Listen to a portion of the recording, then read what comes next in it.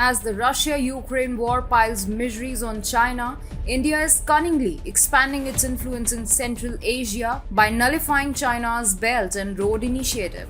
Let's find out how. Hi and welcome to TFI Global, the foreign affairs and geopolitical analysis arm of the TFI Media Group. I'm your host, Vedika. Let's begin.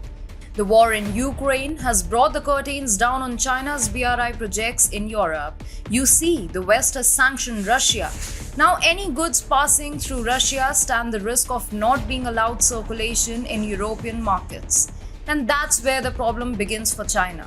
China's Eurasian land bridge, being developed under its BRI scheme, passes through Russia, and it's not possible for China to realign the corridor. A massive chunk of the project lies in Russian territory. So all in all, the Eurasian arm of China's BRI is almost defunct now, and capitalizing on China's miseries, India is eyeing to aggressively market its own trade route in the region.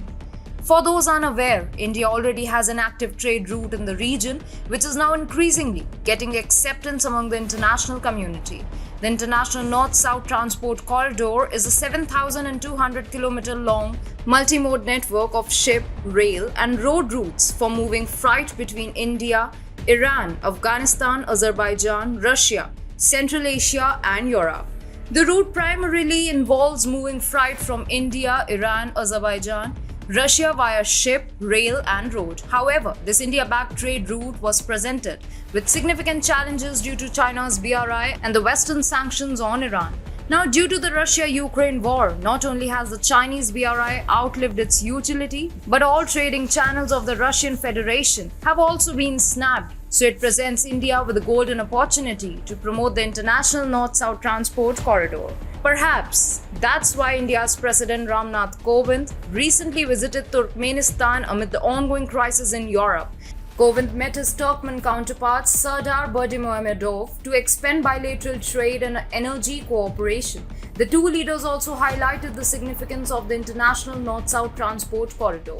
India's Times Now news reported that global traders are now looking to transport goods through the INSTC since other routes are no longer viable to reach destinations like Azerbaijan, Armenia, Belarus, Kazakhstan, Kyrgyzstan, Moldova, Russia, Tajikistan, Turkmenistan, Uzbekistan, and Ukraine.